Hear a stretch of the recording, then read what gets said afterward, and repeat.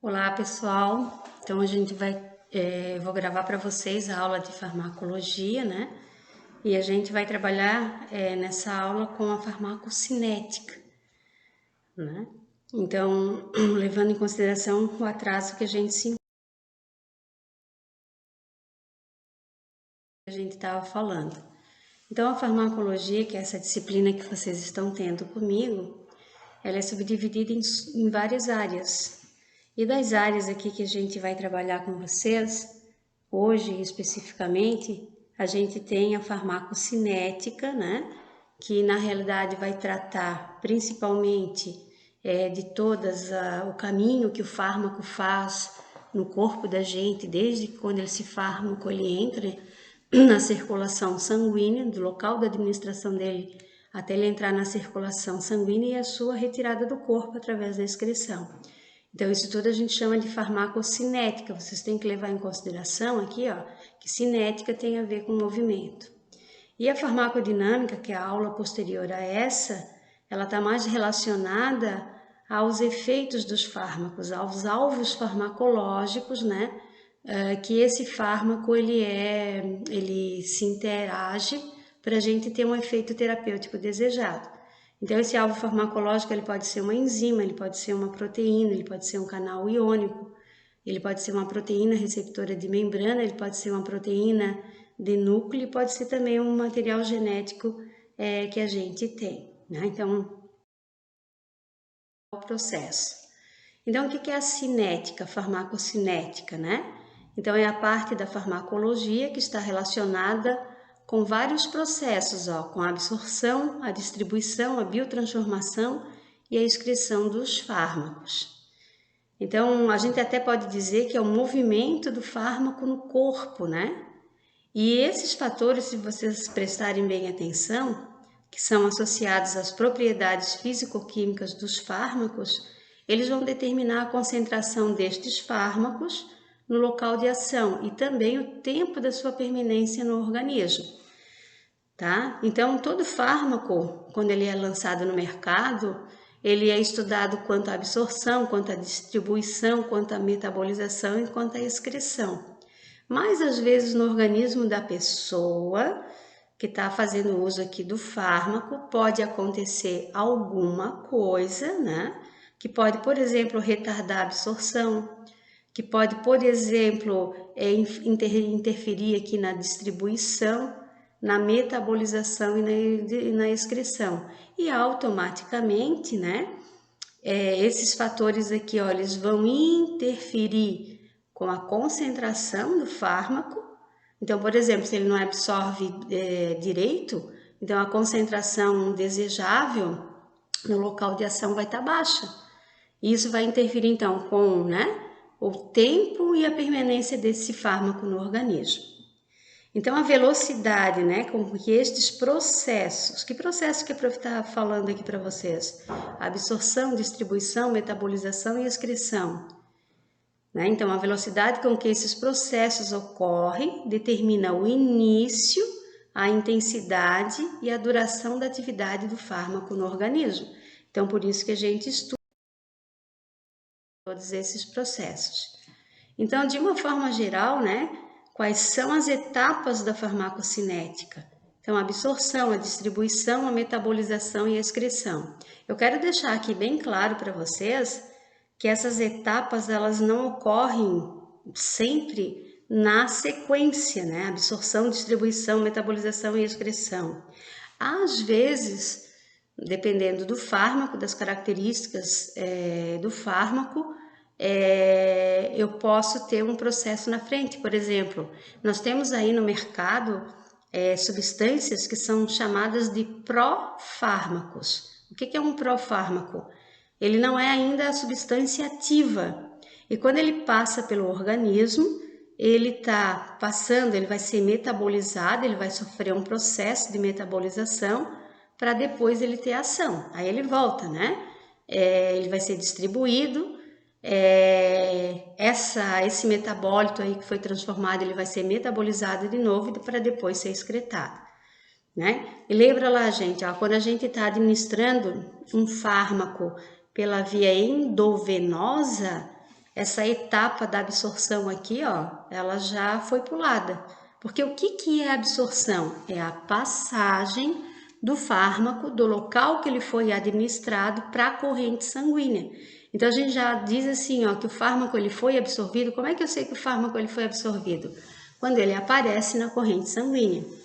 E na realidade, né, quando a gente está fazendo a via endovenosa, a gente já está lançando o fármaco direto na corrente sanguínea. Então, não existe absorção nesse caso, tá?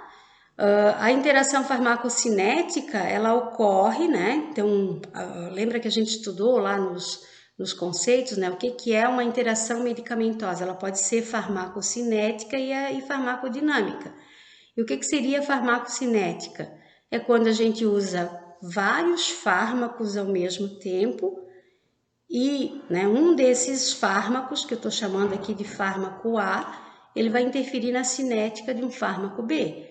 Se ele interfere na cinética, ele pode estar interferindo na absorção, na distribuição, na metabolização, na excreção, tá? Então, isso que a gente chama de interação farmacocinética. Ó, então olha só, o fármaco ele vai ser administrado, né? Ele vai ser absorvido pelo organismo, ele vai cair num compartimento, que é um compartimento sanguíneo, né? Então ele vai para o plasma e lá no plasma ele vai ser distribuído. Então aqui no plasma, né? E depois ele vai ser metabolizado, né? Posteriormente metabolizado e excretado. E aqui eu já quero chamar a atenção de vocês aqui, ó, que o fármaco que está livre lá no plasma, a gente tem várias enzimas, várias proteínas, que a gente chama de proteínas plasmáticas, que fazem, né, o processo de o fármaco ele se junta a essas proteínas. E daí o que vai acontecer? A porção livre do fármaco é que ele vai, ó, sofrer, né, ele vai obter a ação terapêutica. Então, só a parte livre, né, porção livre de fármaco, é que a gente tem o efeito farmacológico. Ok? Então, isso é muito importante vocês entenderem, né? Então, vamos agora, a partir desse momento, a gente vai estudar cada uma dessas etapas, que não é uma coisa do outro mundo, gente, é uma coisa bem simples. Então, a absorção. O que é a absorção? É a primeira etapa da farmacocinética. E qual é o conceito? É a passagem de um fármaco do seu local de administração para o plasma sanguíneo. Então, olha só, aqui na figura nós temos, né, um indivíduo fazendo uso de uma cápsula. Dentro dessa cápsula tem um fármaco, que é o ativo, né? O princípio ativo.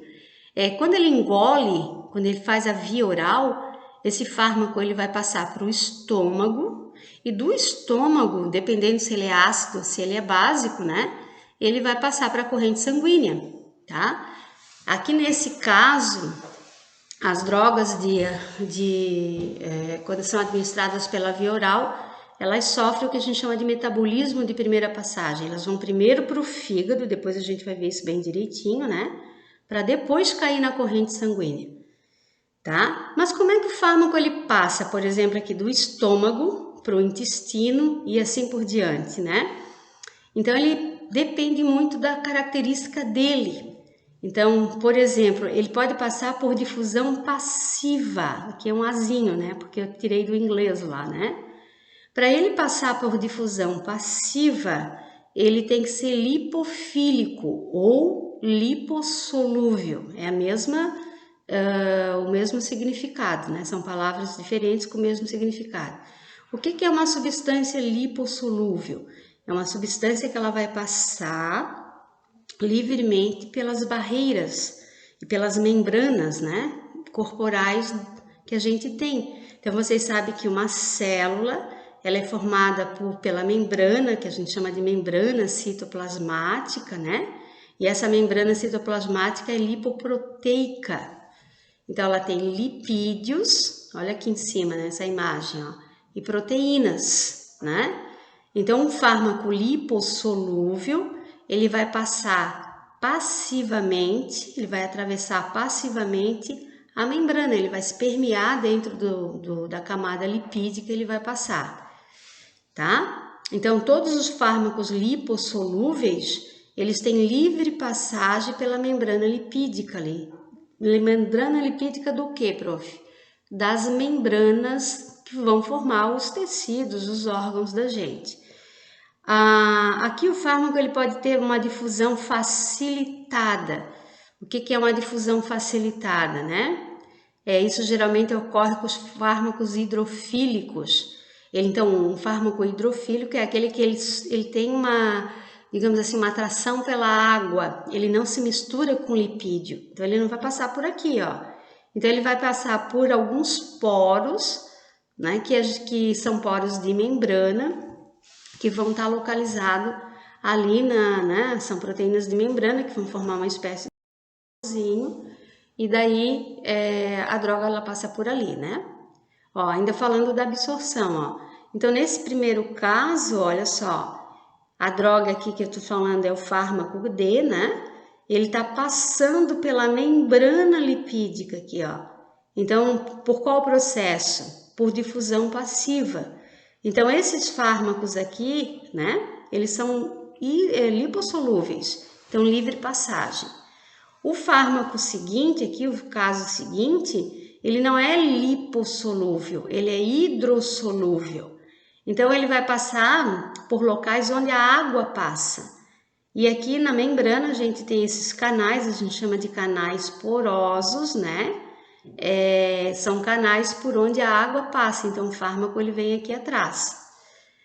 Um terceiro caso é a difusão facilitada. Difusão facilitada. O que significa, né? O fármaco ele sai, ele entra para dentro da célula ou ele sai de dentro da célula graças a uma proteína carreadora. A gente chama de proteína transportadora, tá? Então, essa proteína transportadora, que é essa TMD aqui, que eu estou mostrando aqui para vocês, o que ela vai fazer? Ela vai se engatar aqui no fármaco, né? Ela vai se grudar, o fármaco se gruda nela e ela traz o fármaco para dentro da célula. Então, a gente chama isso aí de carreador. Tem fármacos, né? Tem substâncias que elas só entram para dentro da célula da gente se elas tiverem um carreador específico. Por exemplo, aqui, ó, não é fármaco, né, mas alguns nutrientes também são absorvidos pelo nosso organismo através desse processo, como, por exemplo, a glicose, que está aqui escrito em inglês glucose, né? O que é a glicose? A glicose é uma substância que é, né, resultante da degradação lá dos carboidratos, é a nossa molécula energética, né? Então, ela é aproveitada aqui pela célula no metabolismo celular, fornecendo energia. Lembrando lá que dentro da célula, né, tem as mitocôndrias, na mitocôndria tem um ciclo de Krebs, e daí a gente vai quebrar essa glicose e a gente vai armazenar essa energia provinda da glicose na forma de ATP. Esse é um conhecimento que vocês já tinham lá atrás, né?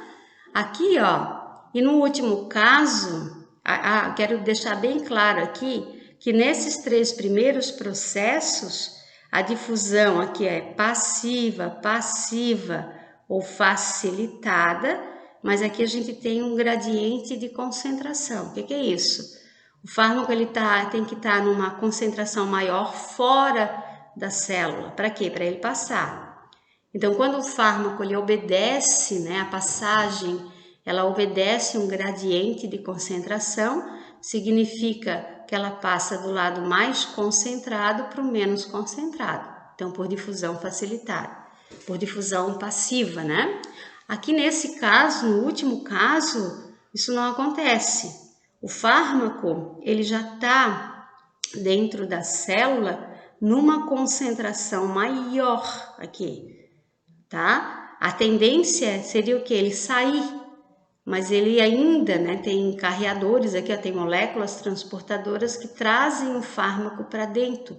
E isso exige energia. Então, por isso, né, que aqui o transporte é um transporte ativo, que é diferente aqui do transporte passivo, tá? Então eu tenho gasto de energia. Então aqui para o fármaco ele passar, como ele está passando contra um gradiente de concentração, então esse carreador, ele para trazer o fármaco para dentro da célula, gastar energia, ok? Bom, na absorção a gente tem fatores que vão interferir esse processo. Então, um dos fatores é o pH do meio. O que é o pH, né? É se esse fármaco, esse meio, ele está ácido ou ele está básico, né? Então, dependendo do pH do meio onde eu estou administrando o fármaco, né? Eu posso interferir na absorção. Eu acredito que vocês já tenham ido no dentista e às vezes a gente vai no dentista com o dente inflamado. E o que o dentista diz, né? Olha, primeiro a gente vai tratar do processo inflamatório para depois a gente tratar do teu dente. Por quê? Porque se eu mexer no dente agora, eu não vou conseguir com que o anestésico local ele funcione, tá? Então, só se a pessoa assim, for muito assim corajosa, né? Para dizer, não, pode fazer sem anestesia mesmo. Por quê, gente? Porque os anestésicos locais, eles não passam, eles não atravessam um meio ácido. Então, por isso que o pH do meio ele interfere na absorção. O dentista iria, né, administrar o fármaco ali na boca de vocês, né, o fármaco nesse caso seria ali o anestésico, e o anestésico ele não teria efeito. Aí, por que ele não tem efeito, né? Porque ele não conseguiu ser absorvido, tá? Então, o pH do meio ele interfere na absorção. Aí, a gente tem que saber, né, algumas características também do fármaco, se ele é básico ou se ele é ácido. Outra coisa, né, a maioria dos fármacos, eles são usados pela via oral, tá? E algumas enzimas digestivas presentes lá no estômago podem metabolizar o fármaco. Aqui a gente tem o exemplo clássico da insulina, que ela é um peptídeo.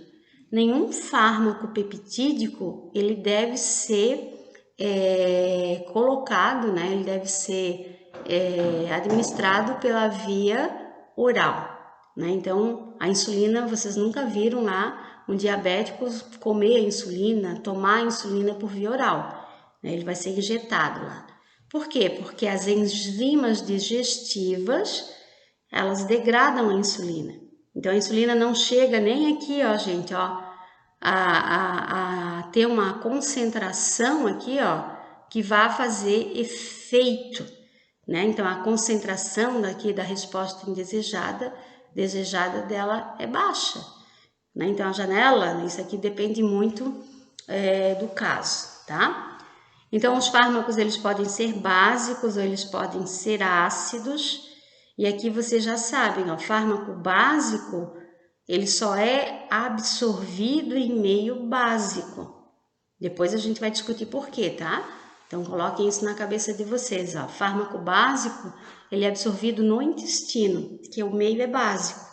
E fármacos ácidos, como por exemplo o ácido acetil salicílico, que é a aspirina, ele é melhor absorvido em meio ácido. E olha só, vamos supor lá, né, um exemplo, ó. Vocês estão com o estômago muito ácido, vocês estão com azia e vocês vão usar um sal de fruta qualquer. O que o sal de fruta ele vai fazer no estômago? Ele vai alcalinizar o meio, ele vai deixar o ambiente estomacal básico. Então, fármacos ácidos eles não vão ser absorvidos. Porque se o ambiente está básico, fármaco ácido ele só é absorvido em meio ácido, não base, tá? Então, são fatores ali que estão relacionados com o processo de absorção. Outra coisa também é a forma farmacêutica. Lembra o que é forma farmacêutica, né? É o veículo no qual o fármaco, o ativo, né, que é o fármaco, ele vai estar sendo apresentado no tratamento, se ele é um comprimido, se ele é uma cápsula, se esse comprimido ele está revestido, se não está revestido. Então isso interfere, né, a absorção do fármaco. E também, ó, a taxa de esvaziamento gástrico. A gente vive comendo, né? O nosso estômago vive cheio de vez em quando, tá? Tem fármacos que, né, tem a sua absorção, digamos assim, interferida por conta do estômago, do ambiente estomacal, ele tá cheio lá, o estômago cheio. Então, esse estômago, ele não esvaziou, né? Depois da refeição, tá lá a pessoa com a comida dentro do estômago ainda, e logicamente o fármaco que tá ali junto, ele vai demorar a ser absorvido. E também, ó, aqui é que entra bem importante, é o metabolismo de primeira passagem, que eu já vou mais tarde já falar com vocês. Então, isso interfere a absorção. Lembra, né? Os fármacos que eles são dados por via oral, eles são absorvidos ali, eles são administrados por via oral. O que pode estar acontecendo? Eles podem estar... eles, antes de chegar na corrente sanguínea, gente, eles são passados para o fígado. E lá no fígado eles são metabolizados pela primeira vez. Por isso que é metabolismo de primeira. E obviamente, né, a concentração ela vai diminuir.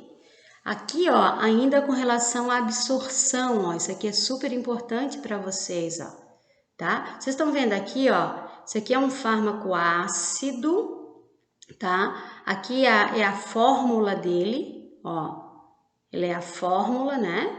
Ele tá na forma molecular, eu tô representando na forma molecular. E o que tá dizendo aqui no esqueminha, né? Que o fármaco aquácido, ó, em pH ácido, ele fica mais na forma molecular, olha só. Então, deixa eu só passar a setinha aqui, ó. Então, nós temos dois ambientes ali, o ambiente ácido e o ambiente básico lá, ó, tá? Então, quero que vocês prestem atenção aqui, ó. O fármaco ácido, num ambiente ácido, ele fica na forma molecular. Essa formulazinha H+, e A+, aqui, ó, a gente chama de forma ionizada. Ele forma íons, tá? Então, se um fármaco ácido, ele tá no ambiente ácido, ele não forma íons. Então, ele olha só a flechinha, ó, ele tá atravessando a membrana na sua forma molecular, tá? Então, olha só o que diz assim, ó, fármaco ácido em pH ácido, ele fica mais na forma molecular, tá aqui a forma molecular. E, obviamente, a absorção é aumentada, então ele passa, vamos supor que aqui é o estômago, né? E aqui ele já tá caindo aqui na corrente sanguínea, ele passa aqui para o vaso muito mais rapidamente. Agora, se o fármaco ácido ele está em ambiente alcalino, o que é um ambiente alcalino? Um ambiente básico, tá? Ele fica mais na forma ionizada, ó. Ele fica H+, A+, né? E olha só a flechinha, ó. Ela não passa na membrana, né? Então, a forma ionizada diminui a absorção. A mesma coisa acontece com o fármaco, que ele é uma base. Então, repetindo, os fármacos eles podem ser ácidos ou básicos. E se esse meu fármaco ácido, ele está num ambiente ácido, né? Ele vai agir de um jeito, e se ele está num ambiente básico, ele vai agir de outro. Então, vamos de novo, ó. Então, se uma base está no meio básico, ele fica na forma molecular, ó, o B, ó. Tá? Então, olha só, ele passa pela membrana. E se uma base, ela tá num ambiente ácido, como aqui em cima, ó, o que acontece? Ela se dissocia. O que é dissociar? Ela forma íon, a gente chama isso de forma iônica, né? E daí o que acontece com ela? Ela não passa pela membrana, ok? Essa regrinha é muito importante, para vocês saberem que, né, fármacos ácidos, eles são absorvidos em meio ácido. Olha que absorção, gente, ó. E fármacos básicos, eles são absorvidos em meio básico, ambiente básico, tá? É lógico que lá na excreção, aí a coisa inverte. Então, o fármaco ácido, ele é absorvido em meio ácido e ele é excretado em meio básico. E um fármaco básico, ele é absorvido em meio básico e ele é melhor excretado em meio ácido, tá? Então, olha só, fármacos com caráter ácido, eles se acumulam num compartimento com pH mais básico. E fármacos com caráter básico, eles se acumulam num compartimento com pH mais ácido. A gente chama isso de aprisionamento iônico. Pensa bem, gente, olha só. Isso na prática acontece muito, ó. Vamos supor que vocês fizeram overdose de um fármaco ácido. Então, vamos dar um exemplo aqui que acontece muito na clínica. O fenobarbital. O fenobarbital é o Gardenal. E as pessoas, às vezes, elas usam o Gardenal para suicídio. Então, elas fazem overdose do Gardenal. E o que vai acontecer? Ele vai acontecer que, né? Ele vai ser absorvido, como ele é ácido, ele vai ser absorvido no estômago. Quando a gente encontra lá a pessoa que ela já está, né, desmaiada, inconsciente, já em estado de anestesia, significa que o fármaco já foi absorvido, tá? E o que geralmente no hospital eles fazem? Eles acidificam a urina, né? Aliás, alcalinizam a urina. Eles dão lá aplicam na pessoa bicarbonato de sódio. Para quê? Para forçar a excreção, porque ele já foi absorvido. Então, ele é um ácido, ele foi absorvido em meio ácido, que é o estômago. Então, não adianta fazer, né, lavagem estomacal, porque já não tem mais o ativo ali. Então, o que geralmente eles fazem? Eles fazem a alcalinização da urina. Então, aplicam lá bicarbonato na pessoa, né? E lá nos rins, esse bicarbonato, ele vai deixar o rim, lá o ambiente renal, mais básico. Então, esse fármaco ácido, ele fica preso nos rins e ele é eliminado pela urina. O oposto também acontece com os fármacos básicos, né? Se, né, eu faço uma overdose de um fármaco básico, ele é absorvido no intestino. Lembra que intestino é ambiente básico. Então, dependendo do tempo que houve lá a overdose, eu posso sim fazer lavagem estomacal, porque ele ainda não passou para o intestino. E mesmo assim, o que o pessoal fez? Acidifica a urina, né? Então, aplicam alguma coisa que vá fazer com que a urina da pessoa fique mais ácida. E a base, esse fármaco básico, ele é puxado lá para o rim, né? Ele tem esse tropismo lá pelo ambiente mais ácido e daí a pessoa vai excretar, tá? Muito importante.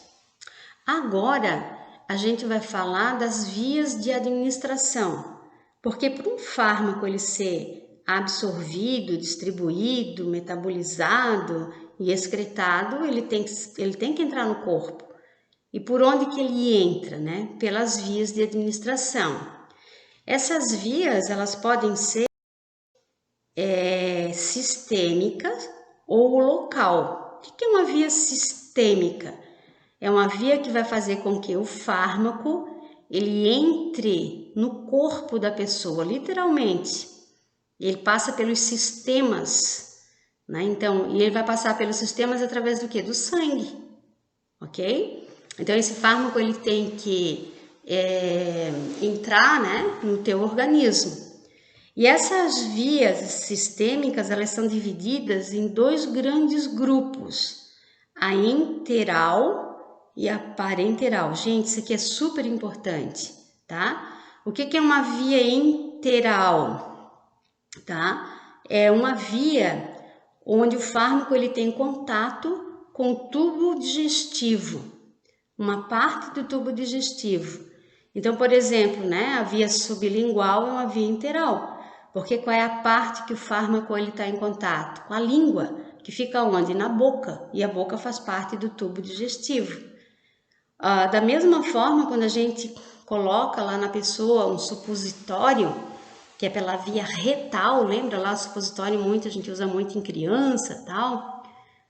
É uma via enteral. Por que é via enteral? Porque o reto, o ânus e o reto também faz parte do tubo gastrointestinal, tá? Então a via enteral são todas as vias onde o fármaco ele tem contato com alguma parte do sistema digestivo da pessoa, digestório, tá? A via parenteral, ó, sistêmica parenteral, isso não acontece. Parenteral, ele está ao lado do tubo gastrointestinal, mas ele não está dentro.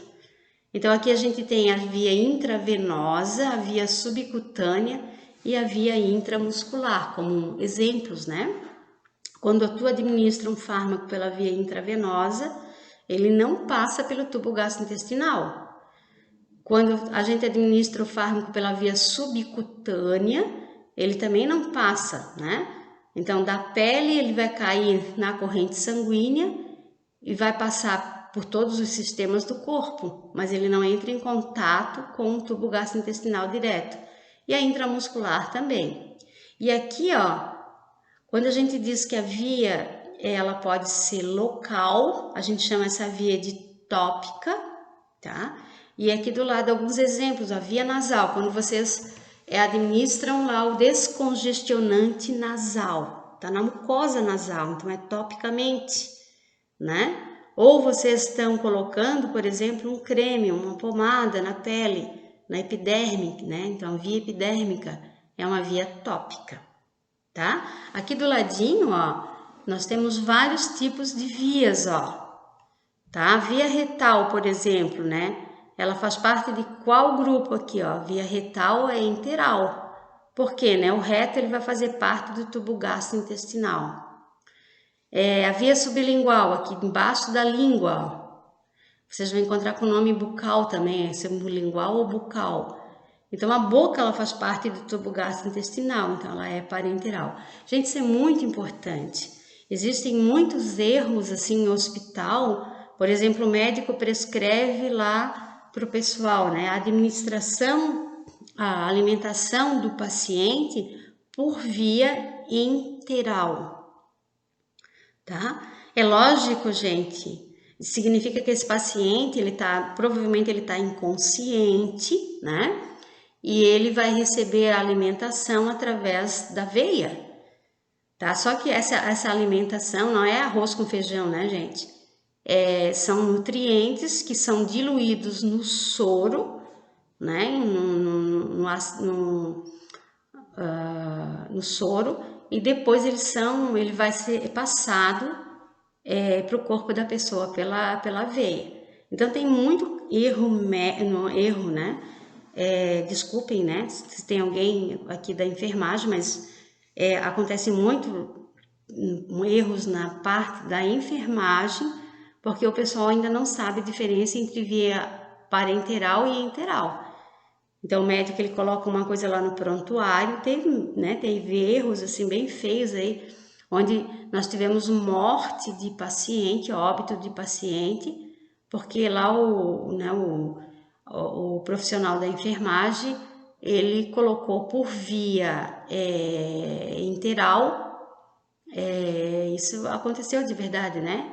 Café com leite, só para vocês terem uma ideia, tá? Então, são bem caracterizados. Então, vamos lá, ainda estamos falando da via enteral, né? Então, de novo, o que é via enteral? Ó? Quando o fármaco, ele entra em contato com qualquer parte do trato digestivo, tá? E daqui a gente vai dar uma olhadinha na via oral, ó. Então, o que tá com o dedinho para cima são as vantagens, ó. Então, qual é a vantagem da via oral? Ó? Ela possibilita fácil e conveniente autoadministração. Eu posso me autoadministrar. Eu posso pegar, né, meu comprimido lá que eu tenho na bolsa, a minha cápsula, e eu faço a minha autoadministração, tá? Então, é uma via fácil, de fácil acesso, não precisa fazer curso, né, para fazer o uso de um comprimido pela via oral. Ó, e outra coisa, ó, a deglutição tem menos tendência do que os outros métodos a causar infecções sistêmicas, como, por exemplo, a aplicação do tratamento, né, com a aplicação do tratamento. Então, a aplicação ela é de fácil, olha aqui, né, a moça tá pegando a cápsula, botando na boca, vai engolir, pronto, via oral. Não exige mão de obra especializada, eu não preciso fazer cursinho, né, para fazer isso aqui que a moça tá fazendo, tá? Quais são os problemas relacionados com a via oral, ó, que é uma via enteral, tá? O pH ácido e básico, né, do tubo gastrointestinal, então dependendo, vamos lembrar, ó, dependendo do que eu estou usando, do caráter do meu fármaco, se ele é ácido e se ele é básico, ele vai ter que enfrentar o ácido do estômago, né, e o pH alcalino do intestino. Isso pode interferir na absorção, lembra? E o metabolismo de primeira passagem. Todo fármaco que passa por via oral, que ele é, né, usado aqui por via oral, ele passa pelo metabolismo de primeira passagem. Gente, aqui a gente tem uma exceção, ó. A via sublingual, tá vendo aqui? A moça tá colocando, né, o comprimido debaixo da língua. Se vocês levantarem a língua na frente do espelho, vocês vão ver que ela é muito vascularizada. Então, o fármaco, né, ele pode ser colocado aqui debaixo da língua e ele já passa para a via sistêmica, para a circulação, sem ser metabolizado, ok? A gente já vai discutir isso aqui certinho. Então, olha só, o que é metabolismo de primeira passagem? Ele ocorre com fármacos administrados por via oral. Ó, então a cavidade bucal tá aqui, ó. Se vocês olharem, né, a gente já viu isso em aula, ó.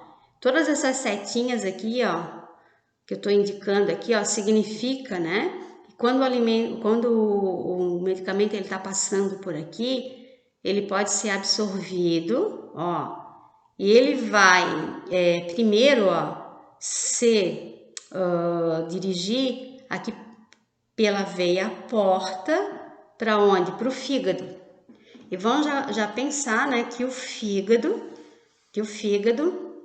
ele é o local do nosso corpo onde a gente mais degrada o fármaco, mais metaboliza. Então, por isso que é metabolismo de primeira passagem. E olha só, depois que ele passa pelo fígado é que ele cai na corrente sanguínea, né? Então, essa parte aqui mais azulzinha, mais grossa, é o sistema sanguíneo da gente, tá? Então, metabolismo de primeira passagem, então o fármaco ele foi lançado aqui pela boca, principalmente, né? Qualquer parte aqui do tubo gastrointestinal, ele vai ser absorvido, ele vai cair no sistema porta aqui, vai ir pro fígado e é metabolizado. Olha só a setinha, depois ele cai na corrente sanguínea. Agora, por exemplo, olhem lá, gente, ó. Isso aqui, ó, é a administração oral, ó. Mas aqui eu tenho que deglutir o fármaco, ele tem que passar daqui para baixo, ó. Agora, sublingual não, ó. Lembra que a professora falou agora? Sublingual, ela não passa, ela não tem metabolismo de primeira passagem. Ok? Ó, e a via retal, professora? A via retal, ela tem um pouco, sim, de metabolismo de primeira passagem, tá? Então, aqui, por exemplo, lá supositório, né? Tem um pouquinho, não é tanto, mas ele tem um pouquinho de metabolismo de primeira passagem. A via sublingual. Beleza? Então, vamos lá. Agora, a via parenteral. O que é a via parenteral? É quando o fármaco ele não entra em contato com qualquer parte do trato digestivo. Para significa ao lado, enteros, né? Ao lado dos intestinos. Então, ele não entra em contato com o tubo gastrointestinal. Lembra que vias são essas, ó? a via intravenosa ou endovenosa, é a mesma coisa, né? A via subcutânea, a via intramuscular. Eu tô precisando sempre de uma agulha, né, para fazer isso, ó, tá? Então, qual é o ponto positivo dessa via? Eu tenho um controle sobre a velocidade de início de ação. Por exemplo, né, a gente viu isso em aula, se o paciente está necessitando urgentemente do efeito do fármaco, a via endovenosa é a via mais rápida. Então, eu não vou dar por via oral, né, gente? A gente vai lá e toma a injeção. Então, faz a aplicação da injeção. Então, eu tenho controle sobre a velocidade do início de ação do fármaco. Nós estamos falando do fármaco, né? Outra coisa também que a gente controla aqui, ó, é a dose. Tem controle da dose liberada. Só que, né, gente, a gente tem que tomar muito cuidado, que a partir do momento que tu injeta na veia, não tem retorno, não tem como tu fazer o retorno, né, desse fármaco. Ó, e outra coisa, a gente também tem um controle com a urgência da indicação da terapia farmacológica. Ah, é um caso urgente? Então, eu preciso que o efeito seja rápido. Então, aí a gente usa esse tipo de via, principalmente a endovenosa. Então, aqui a gente está tendo, ó, a administração, ela está sendo na veia da pessoa, né? Ó, e outra coisa, aqui, ó, só para mostrar para vocês, ó, dependendo da posição da agulha, quando eu uso aqui a agulha, né? No caso da intramuscular, da subcutânea, da intradérmica, eu estou fazendo aplicações diferenciadas, ó. Toda vez que a gente for tomar uma injeção intramuscular, a injeção ela tem que entrar em ângulo de 90 graus, ela tem que entrar reta. Quando ela vai fazer subcutânea, inclusive o pessoal faz a preguinha cutânea, né, para melhorar isso, ó. Então, a agulha, ela não tá pegando no músculo, gente, ó, o músculo tá aqui embaixo, ó. Ela tá pegando aqui nessa camada aqui, ó, tá? Na derme, né? E aqui, ó, quando é via intradérmica, é na camada mais superficial da pele, tá? Na via intradérmica tá bem aqui, ó. A agulha aqui é num ângulo mais ou menos de 15 graus, aqui é de 45 graus e aqui a intramuscular de 90 graus, tá? Quais são as desvantagens? Olha só, mãozinha para baixo. Maior risco de infecção. A velocidade de início de ação do fármaco administrado por essa via é frequentemente rápida, então significa que se eu administrei uma coisa errada, não tem volta. Então, nessa velocidade ela pode ser uma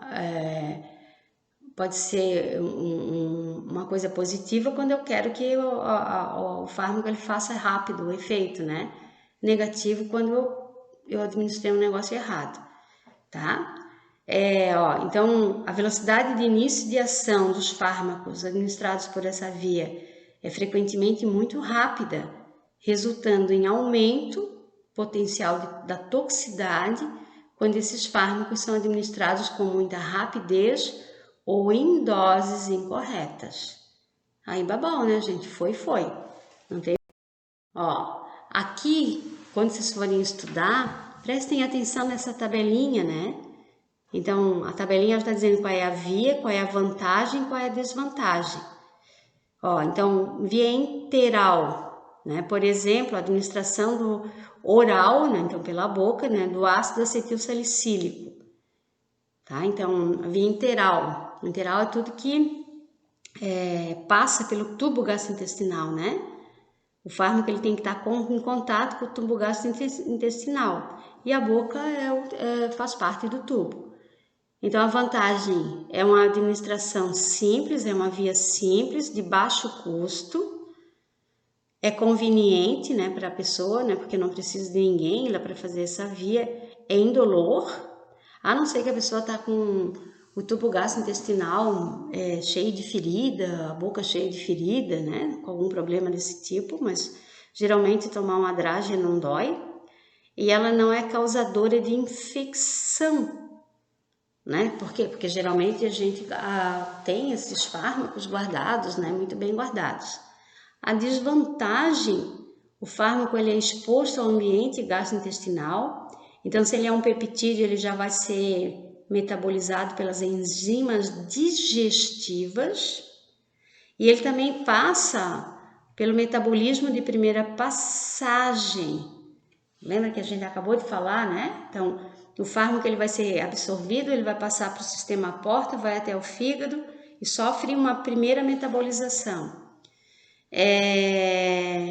A sua liberação no local de ação farmacológica é lenta, tá? Então não dá assim, a gente tá com um indivíduo com parada cardíaca e eu dar adrenalina por via oral. Não acontece isso, né? Tem que ser injetável, tá? Então aqui para cada um desses aqui, ó, vocês vão ter a vantagem, isso tá no material de vocês, né? E a desvantagem. Aí vocês vão dar uma olhadinha, né? O que é vantajoso, desvantajoso, tá? Ainda continuando agora, via parenteral, ó, a subcutânea, ó, né? Por exemplo, a administração da lidocaína, o pessoal aí que é da estética, né? Lidocaína é um anestésico. Vocês vão usar muito anestésico local lá no paciente de vocês, o pessoal da odonto também, né? Muito anestésico local. Então, as vantagens, ó, via parenteral, o início de ação é lento, pode ser utilizado para a administração de fármacos em solução oleosa, tanto esse aqui como o intramuscular, ó. Isso aqui é desvantagem. E outra coisa, né? Pequenos volumes, não dá para dar 1 litro da substância aqui pela via subcutânea, né? Ó, intramuscular, intravenosa, vamos falar um pouquinho de novo na intravenosa. O início é rápido, né? E a liberação é controlada do fármaco. Por que a liberação controlada do fármaco, né? Porque põe uma determinada concentração num volume para ser administrado ali na veia da pessoa. Então, a toxicidade de fármaco relacionada com seu pico de concentração é uma desvantagem, né? Lembra que tudo que entra pela veia, babauge, não tem como voltar atrás. E a intratecal, para quem não sabe que via é essa, né? Ó, o fármaco ele está sendo administrado na teca. O que é a teca? É o espaço entre as vértebras. Porque esse fármaco ele tem que entrar dentro, em contato com o líquido cefalorraquidiano. Então, por exemplo, aqui essa mulher aqui, ó, ela está recebendo, provavelmente, né?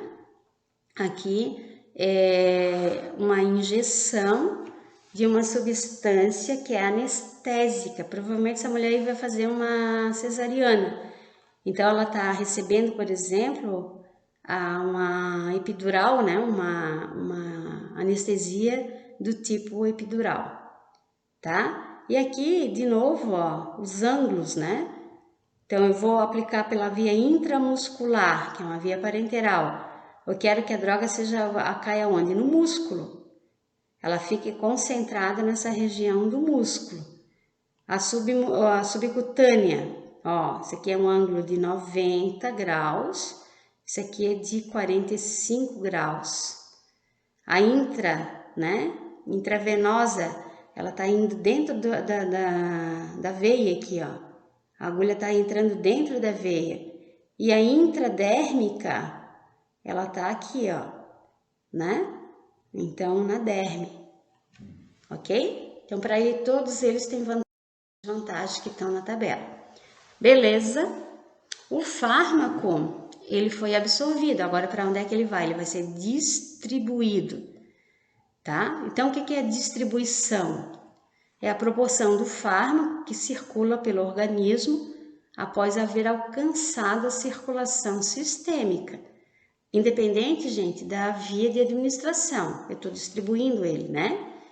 Ó, então, uma vez absorvido na circulação sistêmica, o fármaco é então capaz de alcançar qualquer órgão-alvo.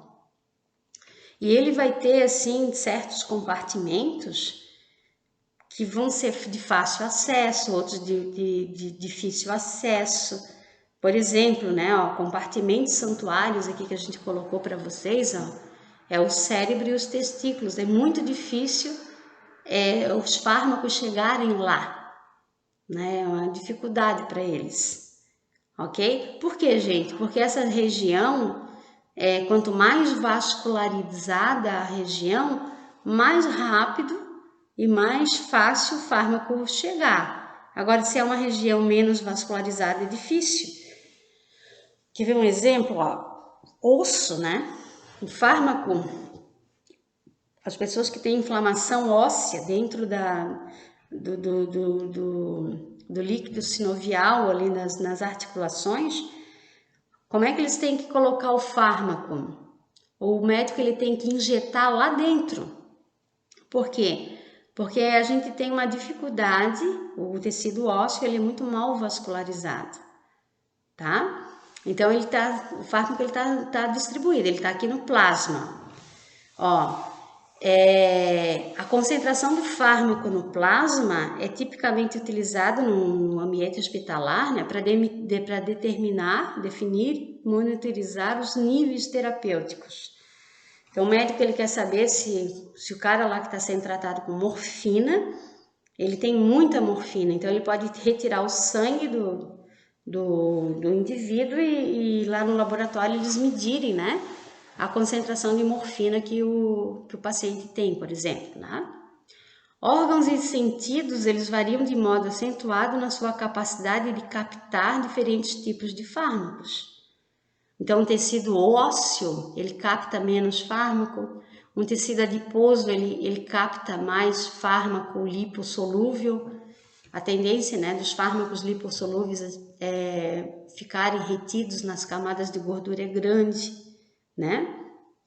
E isso tudo está muito relacionado também com o fluxo sanguíneo sistêmico que esses órgãos eles recebem, ok? Então, o fármaco ele é distribuído.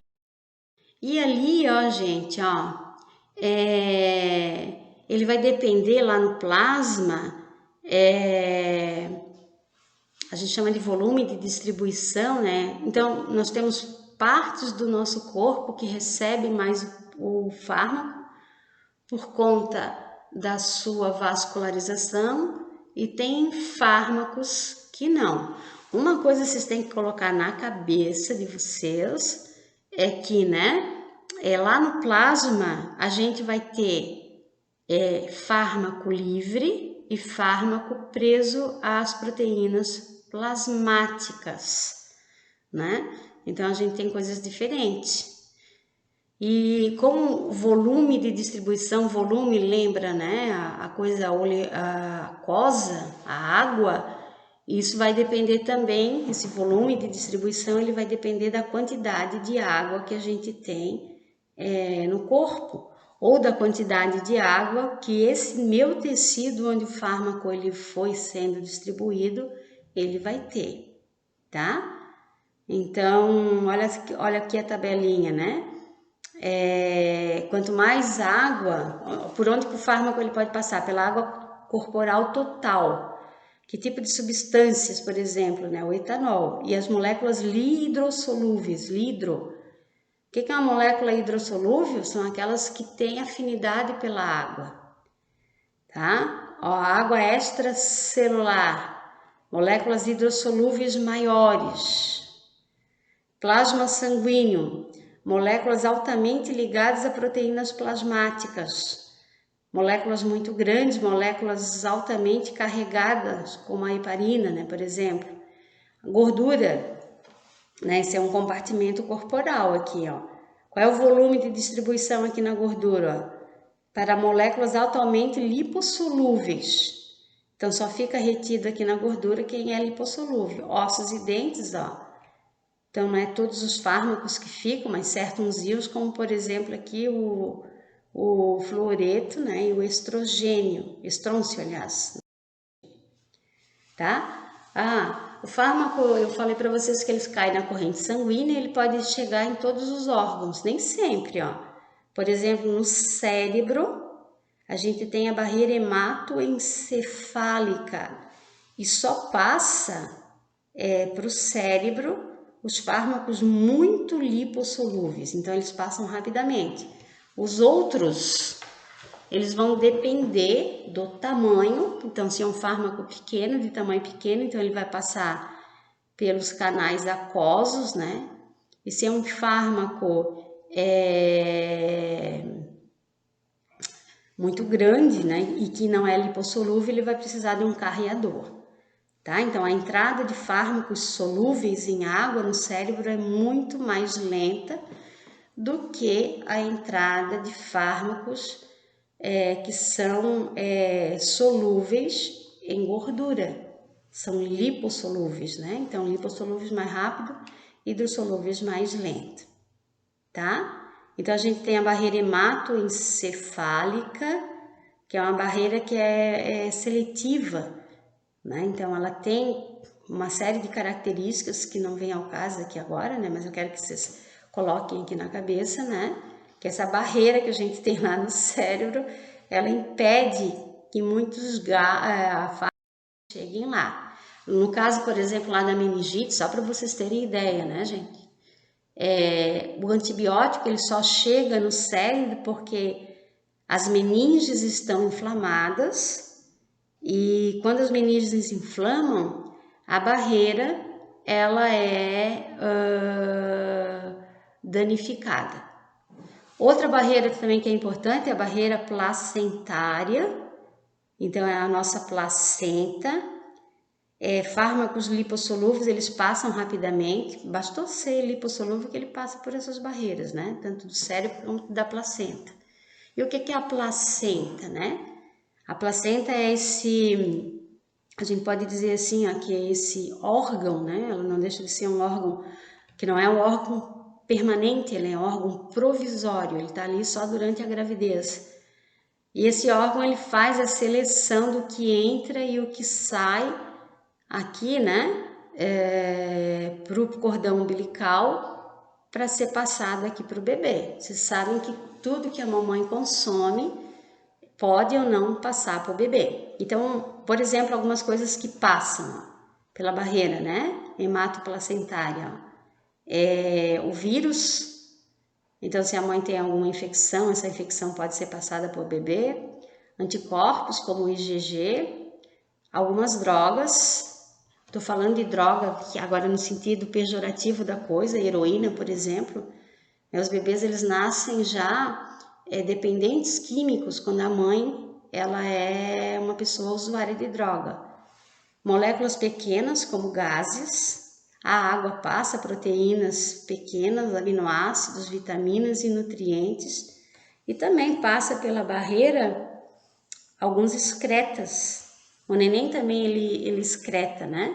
Então, esses excretas eles passam pela barreira. Ainda com relação à distribuição, ó, é a questão da ligação das proteínas plasmáticas, ó. Qual é a importância disso, gente? É um controle que a gente tem. O fármaco, quando ele está, digamos assim, preso às proteínas, ele não é usado pelo organismo. Então, a gente tem um reservatório, né? Ó, a ligação do fármaco entre as proteínas plasmáticas, ela tem a importância que o fármaco é uma forma da gente guardar o fármaco por um determinado momento. E a partir do momento, aí quem é que faz o efeito? O fármaco livre, tá? O fármaco quando ele está livre, ó, ele não está grudado aqui, tá? Então, a ligação de um fármaco às proteínas plasmáticas, ela limita a sua concentração nos tecidos, ele está ali guardadinho, tá? E no local de ação. A partir do momento que ele vai sendo usado gradativamente pelo corpo, ele vai se desprendendo das proteínas. Então, por isso que a proteína, ela guarda, né? Ela teria essa função de guardar o fármaco durante um determinado período de tempo, ó. E importante, ó, somente o fármaco livre é capaz de permear, ou seja, de atravessar as membranas celulares e se ligar aos receptores farmacológicos, né? E, consequentemente, promover o efeito terapêutico, o efeito farmacológico.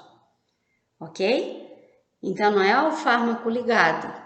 E aqui a gente tem, por exemplo, uma condição, a redução da ligação proteica de um fármaco em consequência de uma doença. Por exemplo, a hipoalbuminemia, pouco albumina. A albumina é uma proteína plasmática, né? Um monte de fármaco se liga nela. Então, se eu tenho pouca albumina, olha só o que a professora está falando, se eu tenho pouca albumina, a concentração de fármaco que eu jogar para dentro do meu organismo, ela vai ficar livre numa maior concentração, porque não tem proteína para ele se ligar. Então, obviamente, o efeito desse fármaco é um efeito maior, gente. Então, a gente tem que tomar bastante cuidado com isso. Ou eu posso também, usar 2 fármacos que competem pela mesma proteína plasmática lá. Aí ocorre o processo que a gente chama de deslocamento por outro fármaco. E se esse meu fármaco ele foi deslocado da proteína, eu vou ter aumento da fração livre. Consequentemente, eu tenho maior quantidade do fármaco acessível aos locais de ação e a ação dele também é maior. Então, essa aqui é uma interação do tipo farmacocinética, que envolve, aqui no caso, distribuição.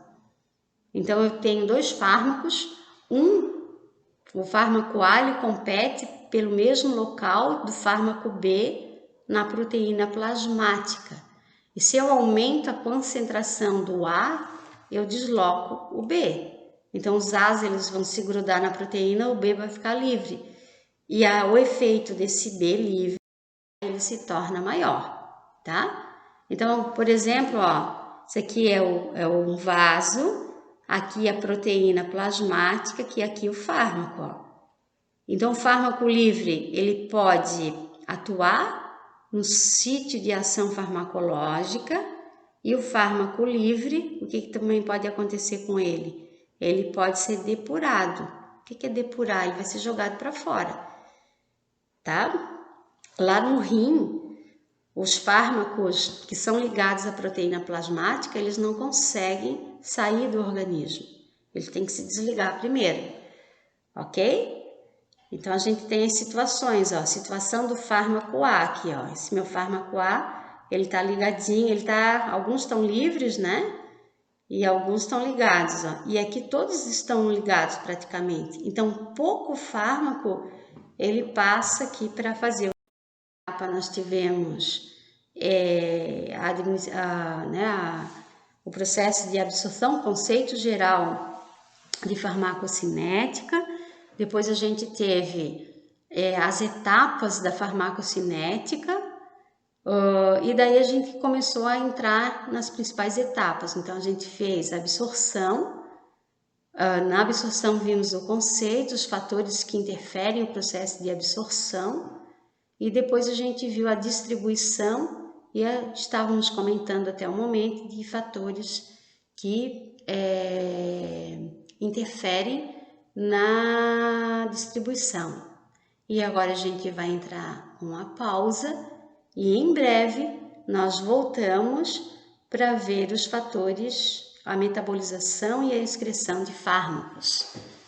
Então aguardo vocês para o próximo vídeo.